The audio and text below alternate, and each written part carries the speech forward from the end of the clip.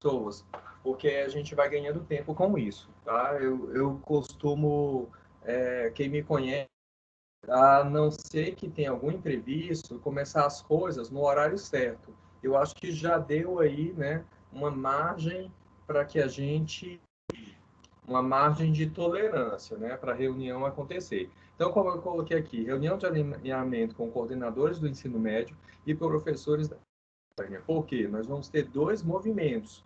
Nós vamos ter um primeiro movimento, que é agora que eu vou passar algumas informações para vocês, e um segundo movimento, que nós vamos precisar fazer um levantamento de alguns aspectos com os professores de vocês, de algumas disciplinas, da parte de flexibilização, para a gente pensar nisso, amadurecer a ideia e para o ano que vem a gente começar então a todo vapor. Né? Eu vejo nós tivemos várias mudanças nesse ano, e essas mudanças, né, que aconteceram, elas foram bem radicais em relação ao ensino médio. Não tivemos tempo de parar, sentar, aprofundar, porque já veio de aulas não sociais e muitos processos. Tá? Eu peço a vocês que desliguem os microfones e, à medida do possível, tá? Nós vamos ter um momento para que vocês possam falar, tá? Então, eu peço que vocês, em primeiro lugar, me deixem fazer a exposição. Depois da exposição, vocês falam. Vocês têm colegas, coordenadores, que não têm muita paciência de ouvir essas webs. Então, ele quer ouvir a informação específica. Se a gente ficar debatendo cada um dos temas, a web fica grande, a pessoa se perde no final. Né? Então, eu peço a vocês que anotem. Eu, por exemplo, quando vou participar de alguma formação, algo assim, eu anoto no meu caderninho todos os pontos de atenção e, a partir dessas anotações, depois eu vou retomando e a gente vai revisando e vai tirando dúvidas. Eu acho que fica bem organizado. Né? Até mesmo quando vocês fazem reunião lá com a equipe de vocês. Né? Eu sempre oriento isso quando eu fui gestor, quando eu fui coordenador pedagógico, enfim. Qual vai ser a nossa pauta, né? Então, aqui eu comecei com uma mensagem para nós, né, de reflexão. Então, nunca perca a esperança que esse momento menos bom terá fim. Continue lutando e acreditando. Eu acho que isso cabe muito bem ao momento que nós estamos vivendo, né? Porque tem horas assim que dá vontade de chutar o balde, largar tudo, né? E principalmente assim, é muito complicada a função em que nós estamos, né, exercendo, porque vocês pensam assim, vocês são coordenadores, né, pedagógicos de professores. Os meus tutores são pedagógicos. Eu sou coordenador dos tutores, que sou responsável pelas escolas. Então, imagina, vocês às vezes têm questionamentos. Eu tenho um questionamento de mais de 2.000 professores, né, o tempo todo. E ainda agora, né, eu assumi também, né, a função aí de cuidar do ensino especial. Então, eu tenho vocês, tenho a equipe de tutores para orientar vocês e ainda tenho todo o ensino especial, né? Então, eu não posso perder as esperanças. Se eu perder as esperanças, eu piro, né? Piro cabeça e desapareço, né? Então, a gente tem que pensar que nós vamos conseguir. Esse é um tempo passageiro, né? Se vocês conseguiram até agora chegar aqui, né? Daqui para o final do ano é um pulinho aí que a gente vai ter, né? Então é só ter calma, ter persistência, né?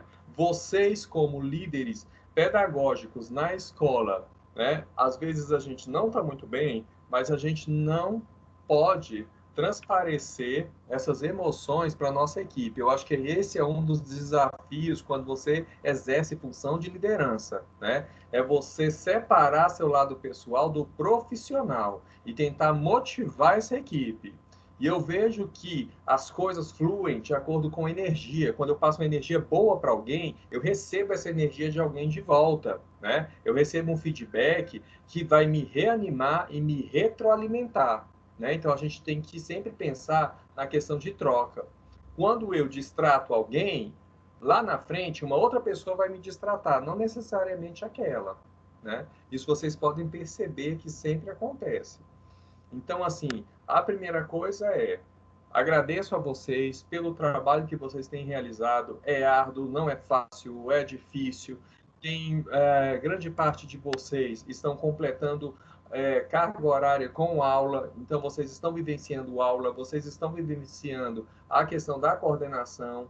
É lista de exercício mal feito, é um plano de estudo que o professor faz de qualquer jeito, é uma aula não feita, é professor que desaparece, é estudante que não está nem aí para nada, né? E no final das contas, a sobrecarga cai em cima do coordenador pedagógico, né? Da mesma forma que qualquer coisa que acontecer lá na CRE, em termos de pedagógico, eu vou responder por esse pedagógico, né? Então, é um desafio para a gente. E eu agradeço, em primeiro lugar, por contar com vocês, contar com minha equipe de tutores, como eu digo sempre para eles, que sem a tutoria, nesse momento, eu vejo que as escolas estariam perdidas, né? Até mesmo em termos de onde caminhar, como caminhar, e, em segundo, seguindo a nossa sequência, né, formativa, tem vocês ali que sempre estão contribuindo com o professor. Se vocês não estivessem ali também, né, o processo não caminharia. Eu vejo escolas que não têm coordenador pedagógico e aí o diretor está passando por maus pedaços, né, porque tem coisas assim que ele não entende, que aí o entendimento é de vocês, que é vocês que estão preparados, vocês que estudam, é vocês que correm atrás das informações, né, para que a coisa flua da melhor maneira dentro da escola. Aqui na agenda eu coloquei o seguinte: orientações gerais, feedback formativo, protagonismo juvenil, PFC, projeto de vida, disciplinas eletivas e ações para o ensino médio, tá? Então essa é a nossa pauta. Então vocês veem assim que é uma pauta, né, um pouco grandinha, mas são informações necessárias para a gente entender esse processo, né, que está acontecendo. Lembrando que depois eu farei uma outra web com vocês. Inclusive, como eu participo lá do grupo da BNCC, uma das etapas subsequentes que nós vamos ter, um dos desafios, vai ser, né, a introdução dos itinerários formativos, que vai ser uma novidade geral na rede. Só que aí eu vou, né, proporcionar momentos formativos com vocês. Eu não fiz em relação à eletiva, projeto de vida, porque não estávamos esperando que começasse esse ano. Então, quando chegou o início do ano, aí já foi introduzido e aí não deu tempo, né, hábil para a gente fazer isso. Mas como nós estamos começando agora outro semestre, eu vejo que a gente pode fazer ajustes e correção de rota, né? A maioria de vocês trabalha, né, com o Instituto Unibank e sabe muito bem disso, né? A gente traça um plano de ação, traçou o plano de ação, a gente executa. Em um dado momento, a gente tem o SMAR, né, que é o Sistema de Monitoramento de Avaliação. A partir dali, eu pego, coleto esses dados, analiso esses dados, e por meio desses dados, a gente faz correção de rota, e por meio dessa correção de rotas, então, a gente prossegue nosso trabalho. Então, agora é o momento de correção de rotas de alguns processos, né? Eu vejo que esse ano é um ano de aprendizagem para nós. Nós estamos testando esse currículo, e no ano que vem, ele tem que funcionar a todo vapor. Então, olha só, um dos processos que tem que ficar claro para nós é o seguinte, é a questão da avaliação, né? Quando a gente fala em avaliação, essa avaliação, então, ela tem que ser formativa, né? Então, quando eu penso na questão avaliativa, né, tem professores que têm questões fechadas ali, onde o aluno ele dá uma resposta seca, uma resposta direta. Mas será que isso está formando o estudante? Está levando à reflexão? Né? Então, todos vocês já devem ter lido. Se não, eu posso fazer uma coletânea de documentos que são importantes para vocês lerem, até mesmo sobre as 10 competências da BNCC. E quando eu falo nas 10 competências da BNCC, eu tenho um conjunto de habilidades ali que precisam ser desenvolvidas com os estudantes até o final do ensino médio, né? Então, eu tenho que trabalhar o caráter formativo da avaliação. Ela não pode ser uma avaliação por si. e ela tem que ser contínua e sistêmica, né? Então, ela não pode acontecer só em alguns momentos ali, ela acontece em todo o processo. Inclusive, vários de vocês, né, me procurou falando da questão de aplicação de avaliação diagnóstica para ver o nível dos alunos. Isso eu achei muito bacana, porque é isso mesmo, a gente precisa parar, a gente precisa refletir sobre o trabalho que está sendo realizado na unidade escolar, porque não adianta nada a gente começar um trabalho batendo, né, murro, dando soco na parede, de repente a gente não está tendo resultado algum. Então a gente tem que parar e refletir. Às vezes nós estamos pensando que eu tenho uma sala do Google Classroom e aquilo está sendo maravilhoso, está lindo, está ótimo, só que o acesso dos alunos é limitado, então não está sendo eficaz. Né? Nesse momento, precisamos pensar em processos eficazes. Né? E é importante instrumento na busca por uma educação equitativa. E quando a gente fala em equidade, significa o quê? Significa que eu vou disponibilizar meios para que todos os estudantes possam aprender. Então, quando eu pego, por exemplo, e crio uma plataforma lá no Meet, beleza, o que está acontecendo ali? Um grupo de alunos está acessando. E o outro grupo de alunos, né, que não está acessando? Então, não estou garantindo a equidade, né? Equidade, direito de todos crescerem. E para isso, eu preciso lançar mão, então, de várias possibilidades. Então, quando a gente pensa lá na questão, né, do estudante receber listas de exercício na escola, então essa lista de exercício é uma possibilidade de aprendizagens. Aí eu tenho que pensar o seguinte, mas onde ele vai buscar essas informações? Eu tenho um WhatsApp. O WhatsApp está funcionando muito bem, a maioria, maior parte dos alunos tem acesso, bacana. Então eu já consigo suprir uma parcela maior. Mas eu tenho que lembrar também daquele aluno que não tem WhatsApp nem nada. Aí eu lembro, por exemplo, que eu tenho aulas na TBC que são gravadas e tem esse cronograma. E esse cronograma ele precisa ser passado para o estudante. Por quê? Porque o estudante vai assistir aquela aula e, por meio daquela aula, ele vai ter subsídios para responder às listas de exercícios. E aí, como tem um cronograma, e esse cronograma são 2 aulas ao dia, isso significa que ele não vai conseguir, por exemplo, resolver a lista assim de uma hora para outra. E aí, Só depois, quando passar aquela sequência, que aí ele vai poder ligar para a escola aquelas listas, aquele bloquinho totalmente feito.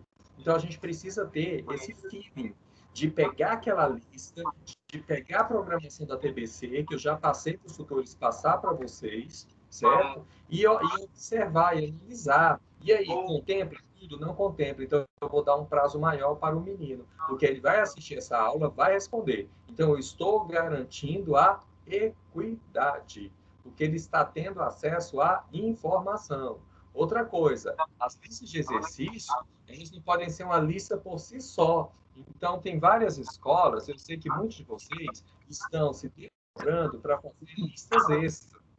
E aí, como eu tenho essas listas extras, então eu posso pegar, por exemplo, e colocar orientações iniciais ali. Quando eu coloco orientações, o menino vai saber fazer. Que é um dos questionamentos que a gente tem em relação aos pais. Quando os pais pegam e falam, mas eu não sou professor. Ninguém está pedindo que o pai seja professor. O que nós estamos pedindo é que o pai seja pai. E pai ser pai significa o quê? Estabelecer horário de estudo para o filho. Chegar no filho e falar, olha, esse horário você tem aula, esse horário você vai sentar lá na cadeira e vai fazer suas atividades. É isso que a gente pede, que o pai seja pai. Não que ele ensine, é claro, se tiver um pai matemático, um pai lá das linguagens que possa ajudar o menino, aí já é outra coisa, né? Mas no sentido de impor limites, colocar horário, é estabelecer um horário de estudos para os filhos. É isso que a gente espera dos pais. Porque se os pais fizerem essa parte, eu acho que a gente já garante muita coisa aí no processo, né? O menino vai sentar, que vai fazer as atividades. Por isso que, quando a gente fala lá em avaliação, lá nas atividades, essas atividades elas não podem ser longas. Por quê? Porque eu tenho meninos que estão em casa, as meninas, por exemplo, o pai coloca para arrumar a casa. Tem casos de meninos aí, de várias unidades escolares de vocês, que os pais estão indo na escola pegar declaração para quê? Para colocar o menino no trabalho. E aí o que acontece? O menino vai lá para o trabalho, vai começar a trabalhar, ele não vai ter tempo de fazer essas atividades. E ele vai ser uma pessoa que vai abandonar o processo. Por quê? Porque às vezes o pai não está entendendo. Uma outra coisa, os pais estão achando, as famílias estão achando que os meninos vão ser aprovados no final. Pessoal, não vai ser, não vai ser. Só vai ser aprovado todos os estudantes que estão participando do processo. Por isso que a gente precisa motivar esses estudantes para que eles possam participar de todo o processo. E quando a gente fala, por exemplo, nesse período, de um período de recuperação processual, é uma chance que nós estamos dando a mais para o estudante, para que esse estudante ele possa, então, colocar em dia suas atividades. Porque o que acontece? O SIG, ele fica aberto. Então, como o SIG fica aberto, de certa forma, para a secretaria, a qualquer momento nós podemos trocar a menção do estudante. Então, se o estudante buscou a escola, fez todas as atividades, demonstrou conhecimento que aprendeu, e o próprio conselho, né, escolar pode deliberar pela aprovação ou mudança na nota do menino. Eu sou professor do componente curricular, o menino correu atrás, fez as atividades, eu tenho prova disso, então eu posso ir lá e mudar a menção. E em relação às faltas, Luiz Carlos, como fica? As faltas podem ser justificadas no SIG, tá? O que não pode acontecer é mascarar resultados.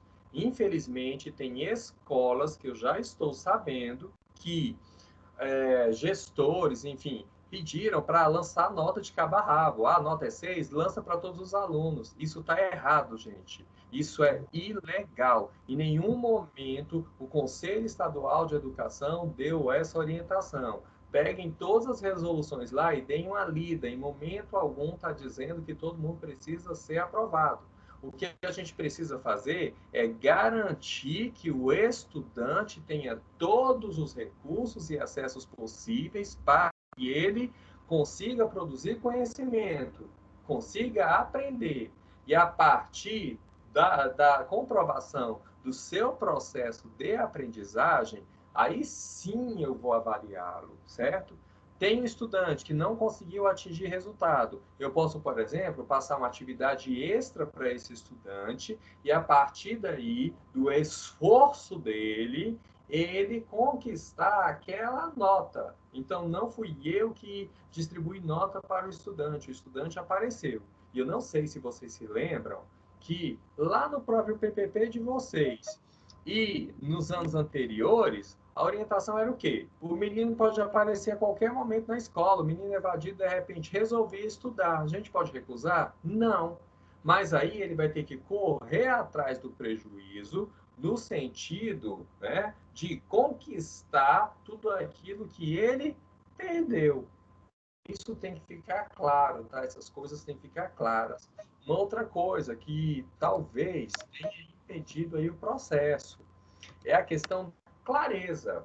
Clareza no seguinte sentido: tem muita gente que não sabe que nesse ano a gente vai ter 3 trimestres e não 4 bimestres. E vocês sabem muito bem que, principalmente, os estudantes do ensino médio, eles são assim. Primeiro e segundo bimestre brinca, né? Claro que tem os alunos bons, assim, focados, que desde o início já demonstram aí, né, que sabem do objetivo da aprendizagem, já tem um foco, né? E então eles estudam, mas grande parte não. Deixa de lado, deixou de lado, depois, quando chega terceiro e quarto bimestre, eles querem correr atrás do prejuízo. Só que tem que ficar claro para eles que não tem um quarto bimestre agora. Eu só tenho mais um ciclo. Eu só tenho mais um ciclo para ele concluir esse processo.